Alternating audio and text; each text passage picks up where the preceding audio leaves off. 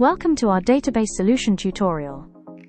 In this video, I'll walk you through how to create a new user account in the system. To get started, open the admin menu and select users from the submenu. You will be redirected to the users page to manage database user accounts. Click the plus icon to create a new user. Add the email address, password, and other required details in Add User form. Choose a time zone and the user role or access in this system. Choose the appropriate role from the drop-down according to the access permissions granted to the user.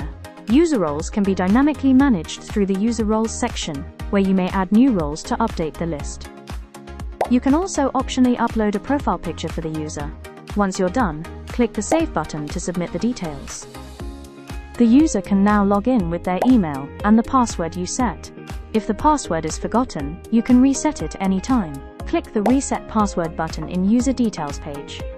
Set the new password, and click the Reset Password button to proceed. Then, provide it to the user. And that's it! We have successfully created user's account. See you in the next video, and thank you for watching.